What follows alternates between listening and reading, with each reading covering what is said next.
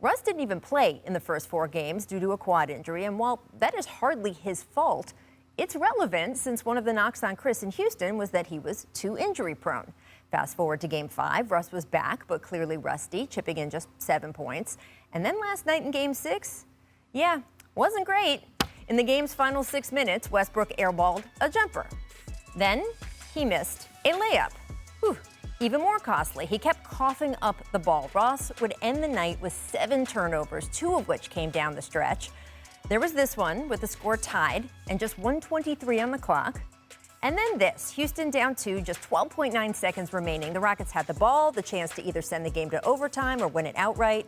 Except instead of making sure James Harden had a chance to shoot, Russ drove toward the basket, met a bunch of traffic, and threw a wild pass to Robert Covington that he really had no chance of catching. Dennis Schroeder, he appeared to be amused at that one. Now I want to note, Russ was not the only one who faltered late for Houston.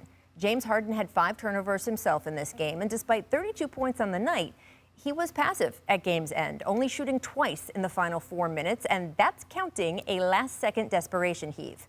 Still, it's hard not to focus on Russ, since the guy they traded away to get him was, once again, just so damn exceptional in the clutch. Chris Paul scored 8 of OKC's final 12 points, including these back-to-back threes on Covington when OKC was down 6.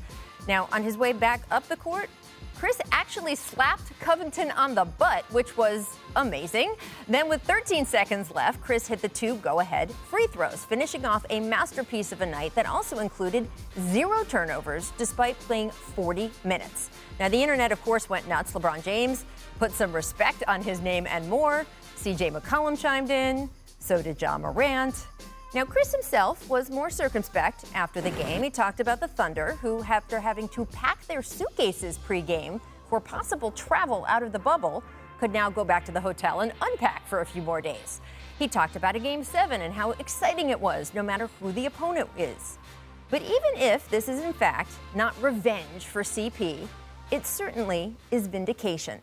Because win or lose this series, he has made it clear, quote, upgrading from Chris Paul, that is a tough bet. So, it's official. We have another Game 7. Complete this sentence for me. The Thunder win Game 7 if what? Thunder win Game 7 if Shai Gilgeous-Alexander and Danilo Gallinari show up and have good games as they did in Game 6, or for most of Game 6, I should say. If you look down the stretch, all those shots that Chris Paul hit, they were tough shots. They were tough shots because the Rockets defense was locked and loaded and waiting, and there really was not a whole high respect factor for the other offensive players on the floor. So I think one of the things that they need to have better spacing is so that Chris Paul can have the room to drive and not fear being collapsed upon or have to hit these crazy, unbelievable deep three-pointers to be a hero.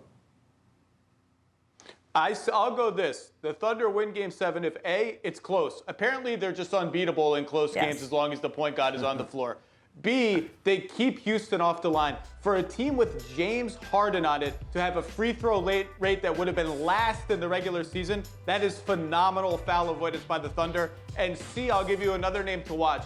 If Eric Gordon can't find his game, the jumper is totally broken, the turnovers, he's throwing the ball all over the court. If he can't find his game and it's close, the Thunder have a real shot and Houston's in trouble. And if Houston loses this game, make no mistake, as Rachel implied, it's an organizational disaster. Yeah, Eric Gordon's certainly not a fan favorite on Rockets Twitter right now. And guys, as I mentioned at the top of the show, it was rough down the stretch in Game 6 for both Rockets superstars. So who, Zach, did you say disappointed you more late in that game last night? Was it Russ or was it James Harden? I'm going to go with James Harden because at least Russell Westbrook tried to do stuff. Now, that's not really fair to James Harden because he made 2 great hustle plays, including that save late in the game. But there was a moment with about 1:20 left before one of those Russ turnovers where Robert Covington had the ball on the left wing, and James Harden was up top with Shai Gilgeous-Alexander on him. And Robert Covington looked at James like, hey, man, can you maybe flash a little bit? Because I don't really want to be dribbling out here. And James just stood there like, yeah, no, I'm not going to do anything. You got to pass the ball to somebody else. You're James Harden. You think you should win the MVP every single year, and you have justification for that. Go get the ball. Act like you want the ball. Now, you don't have to take every shot, but you can't just be a bystander for the last 3 or 4 minutes of the game. Yeah, I'm going to disagree. I'm going to say it's Russ. I think Russ, first of all, the last 5 minutes of the game was just poor decision-making, poor execution. It's kind of the polar opposite of what Chris Paul was doing. When you look at the shot selection, when you look at the turnovers that he had down the stretch, this is kind of the story of Russell Westbrook in the playoffs. He's a guy that if things are a wide-open game, he's great, but when we get to taking care of the ball on a possession basis, not as good. The other thing that Russ does, and we don't talk about enough, his lack of shooting makes it so hard for James Harden out there. He shrunk the court there because if you watch on all those possessions where James had to take a step back or James was driving or whatever, they're sagging off Russ completely. They have no respect for him. They're going under on the screens. And by the way, this is why before the series started, I had Thunder in 6. And then when I heard Russ was hurt, I was like, it's going to help the Rockets because he's not going to be out there to kind of mess up the spacing. Amin, come on. I do think, though, look, I'm dead serious. I know you are, and your point certainly speaks to, again, when I was saying at the top of the show, and Zach says organizational failure, you knew about Russ's shooting when you got him. You knew, you did all, I mean, this is the most analytics-oriented front office. They knew all the information before they made this trade. And by the way, this is not a referendum per se on the trade because if James Harden didn't want to play with Chris Paul anymore, that is an additional factor that no number, right? That no number can account for. So I am not necessarily saying, oh man, the front office, they really screwed up here.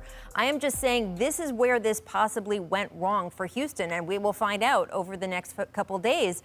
But if organizationally you felt like you had to make the trade because of what James Harden did or didn't want or what he was comfortable playing with, man, you gave up for a lot for a guy who his counterpart that you traded away is just shining in this series.